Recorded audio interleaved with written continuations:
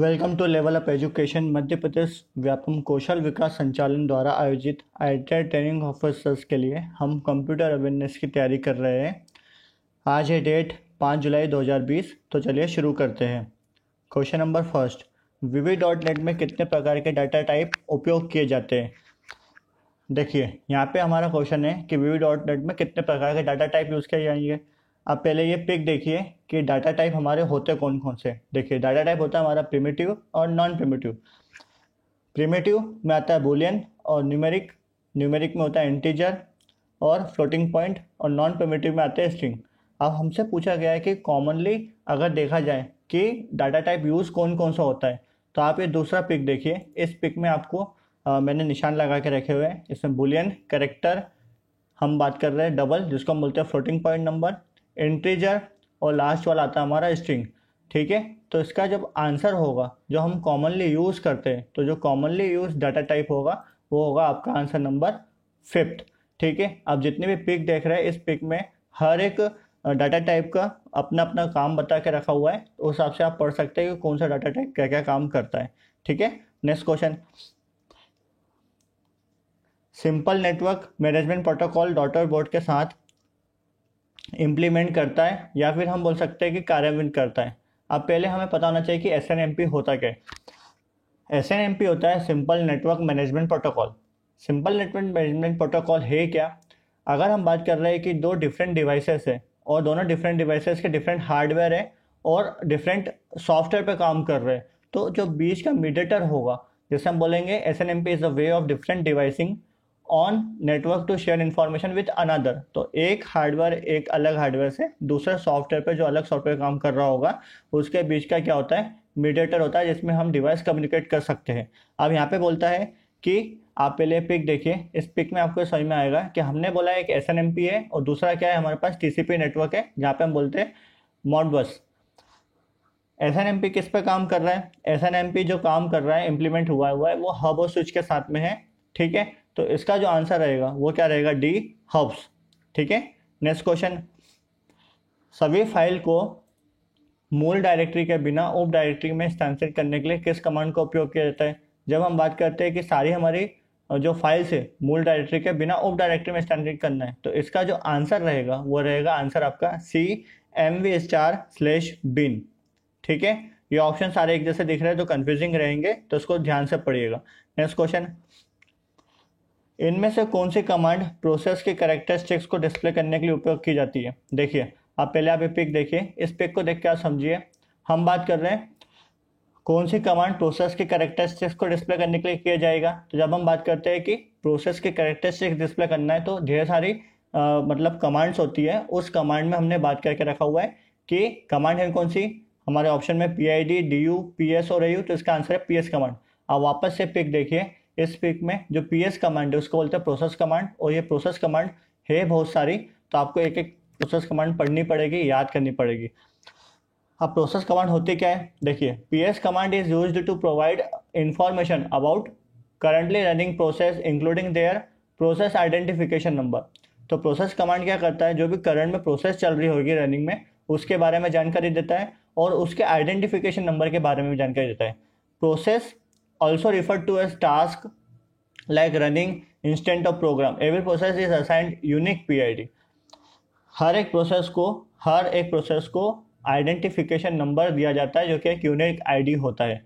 तो इसका आंसर जो रहेगा वो रहेगा CPS कमांड। नेक्स्ट क्वेश्चन, इनमें से कौन सा default red head Linux email system का पार्ट नहीं है। देखिए पहले हमें समझना है कि रेड हेड लिनक्स सिस्टम का पार्ट नहीं है, तो हमें ऑप्शंस में क्या क्या देके रखे हुए हैं, हमें ऑप्शंस में देके रखे हुए पाइन, MTA, MUA और प्रॉकमेल। अब हमें यहाँ पे पता होना चाहिए कि पाइन का फुल फॉर्म क्या है। पाइन होता है program for internet news and email. ये क्या करता है, a character based email client for Unix system. तो ये किसके लिए है, ये कैरेक्टर बेस्ड ईमेल क्लाइंट है फॉर यूनिक्स के लिए। ठीक है, इसको डेवलप किसने किया था, यूनिवर्सिटी ऑफ वॉशिंगटन ने। अब दूसरे हम बात करते हैं MTA की। MTA होता है mail transfer agent. Mail transfer agent क्या है, एक तरह का सॉफ्टवेयर है and other system data responsible for sending and receiving mails. तो मेल ट्रांसफर एजेंट क्या करता है, जो कि सेंडर और रिसीविंग एजेंट का काम करता है। तीसरा है MUA। MUA क्या है, mail user agent. Mail user agent का काम क्या है? Mail user agent program that end user to read and process mail. ये प्रोसेस करता है और रीड करता है मेल को। और लास्ट बचता है प्रोक मेल। इससे से रिलेटेड एक और चीज आती है एलडीए। एलडी होता है लोकल डिलीवरी एजेंट। तो इसका जो आंसर रहेगा default red hat Linux email system का जो पार्ट नहीं है वो है ए पाइन। ठीक है, सही में आ गया होगा मुझे लगता है ऐसा। और पाइन का फुल फॉर्म क्या था? Program for internet news and email. Next question, fence register को किस लिए उपयोग किया जाता है? पहले आप ये पिक देखिए और इस पिक देख को समझिए। हमारे पास क्या है? एक अनप्रोग्राम्ड बेस सिस्टम है, उसमें हमारे पास एक ऑपरेटिंग सिस्टम है और एक यूजर प्रोग्राम। यूजर प्रोग्राम और ऑपरेटिंग सिस्टम के जो बीच का पार्ट है उसको हम बोलते हैं फेंस रजिस्टर। ठीक है, तो फेंस रजिस्टर, अब क्वेश्चन पे वापस हम आते हैं और समझते हैं कि फेंस रजिस्टर को किस लिए उपयोग किया जाता है। तो इसका आंसर है मेमोरी प्रोटेक्शन के लिए। क्या है? मेमोरी प्रोटेक्शन के लिए। उस पिक को देखकर समझ जाएंगे कि वो मीडिएटर का काम कर रहा है एज अ मेमोरी प्रोटेक्शन के लिए। नेक्स्ट क्वेश्चन, अगर आपके पास 32 सेगमेंट्स है और हर एक की साइज 1 किलोबाइट है तो आप बताइए कितने लॉजिकल एड्रेस होंगे? कल के दिन मैंने जो न्यूमेरिकल पूछा था कि आपके पास 16 और 0.5 KB का, तो उसी से रिलेटेड यहाँ पे आज पूछा गया है कि आपके पास में लॉजिकल एड्रेस की साइज क्या होगी। अब आप ये देखिए पिक, इस पिक को देखिए समझिए। हमने बोला हमारे पास कितने 32 सेगमेंट्स है, तो 32 सेगमेंट मतलब 2 to the power 5, तो पावर 5 आ गया। हर एक की साइज कितनी? 1 किलोबाइट। 1 किलोबाइट मतलब 2 to the power 10, तो 2 to the power 10 मतलब 10 और plus 5 that is bits are needed. तो total 15 bits are we have to needed. तो इसका आंसर है डी, 15 बिट्स। नेक्स्ट क्वेश्चन, इनमें से कौन सा सर्वर बाइंड पैकेज के साथ उपयोग किया जाता है? देखिए जब हम बात करते हैं बाइंड, ठीक है, इसके लिए हमें थोड़ा समझना जरूरी है। हमने क्या बोला? इन DB2 the compile process is called bind. ठीक है, जो कंपाइलिंग प्रोसेस होती है DB2 के अंदर, DB2 एक पैकेज है। ठीक, DB2 में कंपाइल प्रोसेस होती है उसको हम बोलते हैं बाइंड। और लोड मॉड्यूल होता है उसको हम बोलते हैं पैकेज। ठीक है, सही में आ रहा है कि बाइंड और पैकेज क्या है? जहाँ पे हमने बोला कंपाइल उसको बोला बाइंड और लोड मॉड्यूल को बोला हमने package. Is use to in DBRM when compile to your COBOL. अब हमें समझना चाहिए कि बाइंड का फुल फॉर्म क्या होता है। बाइंड का फुल फॉर्म है बार्कले इंटरनेट नेम डोमेन। जब भी हम बात करते हैं BIND, Berkeley internet name domain, जहाँ पे आया नेम डोमेन की बात आई तो हमने बोला it is a popular software for translating domain name into IP address. जो डोमेन नेम को किस में कन्वर्ट करता है? ट्रांसलेट करता है IP एड्रेस में, usually found in Linux server. ठीक है, the basic concept of DNS bind. ठीक है, यहाँ पे क्या बोला? DNS bind. अब हम वापस क्वेश्चन पे आते हैं। हमने क्या बोला? बाइंड पैकेज का उपयोग क्या किया था? ऑप्शन क्या है? HTTPD, SHTTP, DNS और नेम। तो इसका आंसर है DNS। सही में आ रहा है? DNS का मतलब है डोमेन नेम सर्विसेज। अब यहाँ पे पिक देखिए, ये DB2 बाइंड प्रोसेस की पिक है। इसमें क्या दिया हुआ है? Pre compiler, compiler, modified code, load module, DBRM, bind और प्लान। तो बाइंड किसके बीच में था? DB2 आउट के बाद में। ठीक है, अब यहाँ पे बोलते हैं DB2 है क्या? देखिए DB2 एक तरह का डाटाबेस प्रोडक्ट है जो कि IBM ने बनाया था। It is a relational database management system, RDBMS। DB2 is designed to store, analyze and retrieve the data efficiently. DB2 product is extended with the support of object-oriented feature and non-relational structure with XML. मुझे ऐसा लगता है आपको समझ में आ गया होगा कि बाइंड पैकेज एक्चुअली है क्या। नेक्स्ट क्वेश्चन, MS-DOS में टाइम कमांड का उपयोग किस टाइम को डिस्प्ले करने के लिए किया जाता है? जब हम बात करते हैं MS-DOS में टाइम कमांड का उपयोग किस टाइम के लिए करेगा, तो इसका आंसर है C, सिस्टम टाइम। ठीक है, नेक्स्ट क्वेश्चन, SQL में इनमें से कौन सी डाटा डेफिनेशन लैंग्वेज या डाटा डेफिनेशन कमांड नहीं है? स्ट्रक्चर क्वेरी लैंग्वेज होता है हमारा फुल फॉर्म SQL का। इनमें से कौन सी DDL की बात कर रहा है? डाटा डेफिनेशन कमांड नहीं है। तो इसका आंसर है A, update. Update DDL command नहीं है SQL के अंदर। ठीक है, नेक्स्ट क्वेश्चन, निम्नलिखित में से कौन सा कमांड प्रतीकात्मक notation that is symbolic notation का उपयोग कर फाइल निर्माण दैट इज फाइल क्रिएशन अनुमतियों को प्रिंट करता है?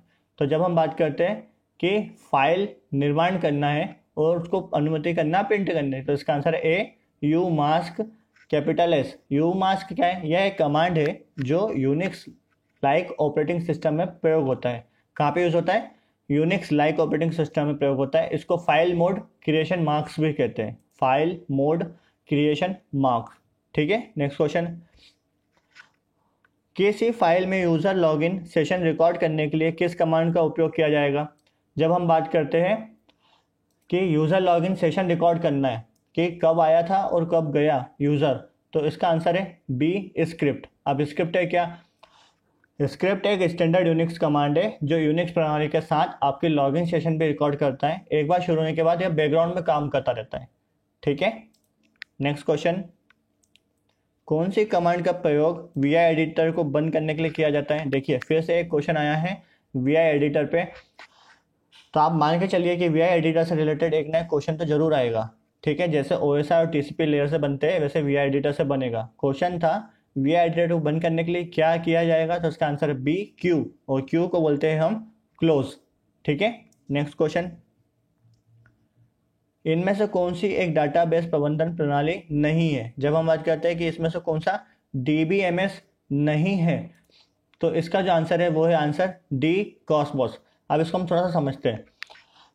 डाटाबेस प्रबंधन प्रणाली एक सॉफ्टवेयर है जो डाटा के प्रबंधन एवं उसके दक्षतापूर्ण उपयोग के लिए निर्मित किया गया है।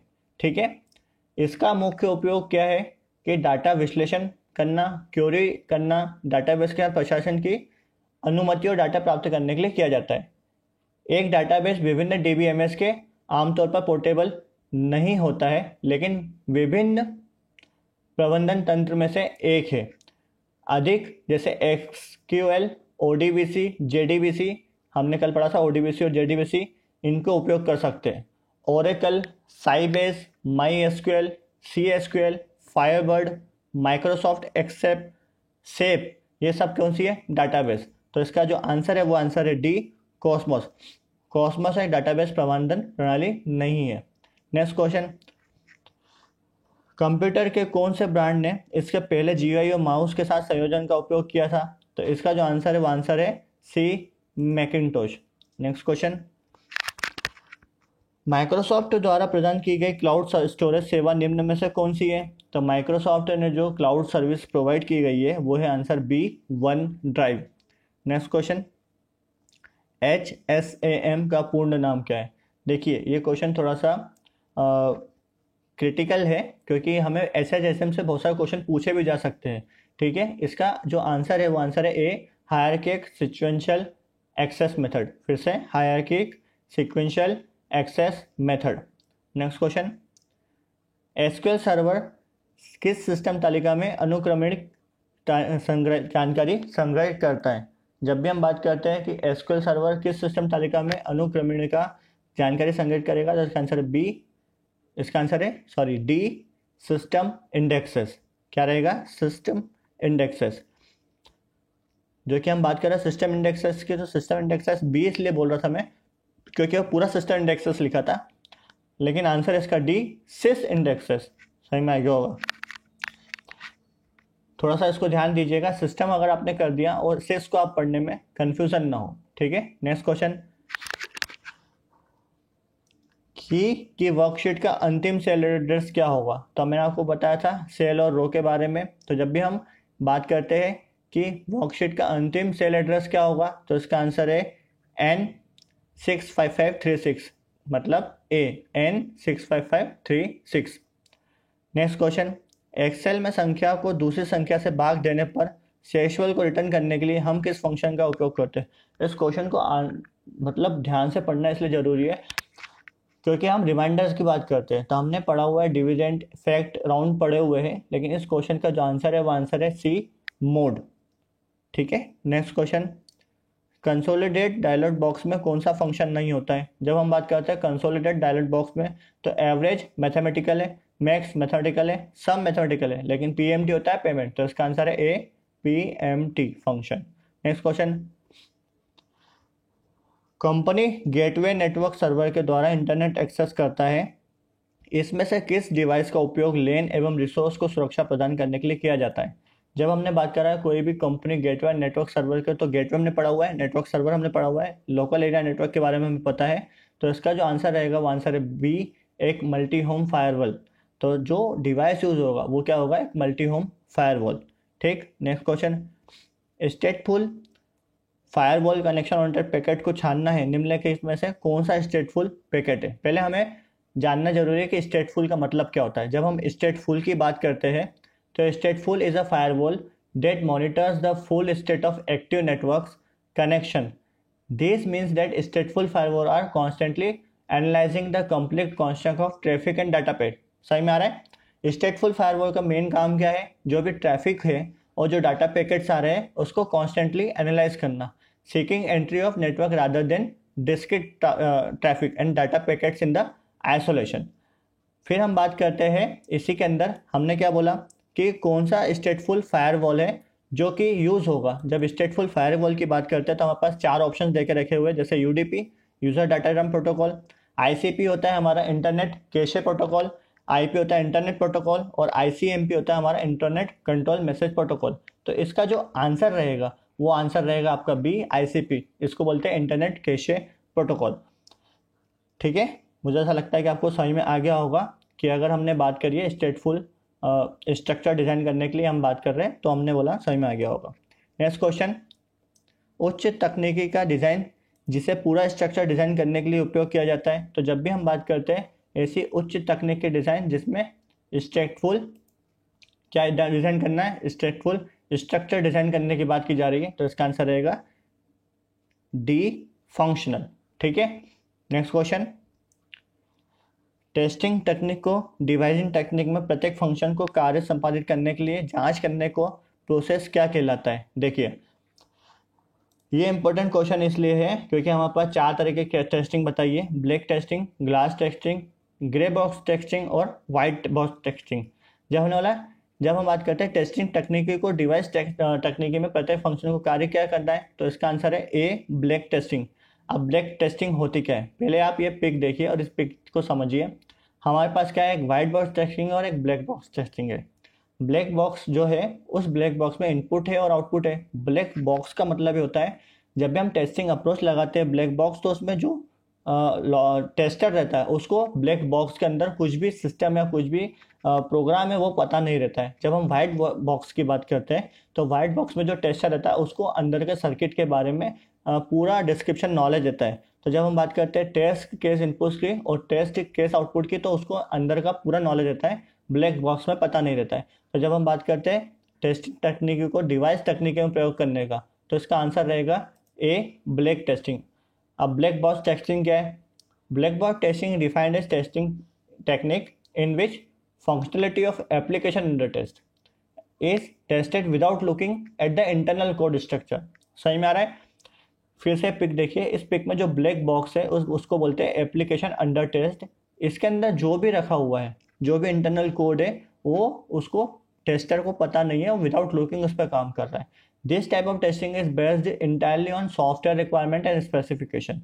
इन black box testing we just focus on input and output of the software. हम सिर्फ इनपुट पे और आउटपुट पे ही ध्यान दे सकते हैं without bothering about internal knowledge of software program. Clear है, समझ में आ गया होगा। अब पिछले वीडियो में मैंने आपसे क्वेश्चन पूछा था GUI में किसका मतलब अनेक ऑप्शन में से एक का चयन करना है, तो इसका आंसर है ए, ऑप्शन बटन। नेक्स्ट वीडियो के लिए आप अपने उपयोगकर्ता को डाटा तक पहुंचाने में सहायता के लिए अधिकांश DBMS द्वारा उपयोग की जाने वाली भाषा क्या है, high level language, query language, SQL और फोजिल। अगर आपको वीडियो अच्छा लगा है तो please like, share and subscribe जरूर करें my channel level up education. Telegram पर भी आप हमसे ज्वाइन कर सकते हैं, PDF आपको डिस्क्रिप्शन बॉक्स में मिल जाएगी और बेल आइकन को प्रेस करना ना भूलें for the next notification. Thank you very much.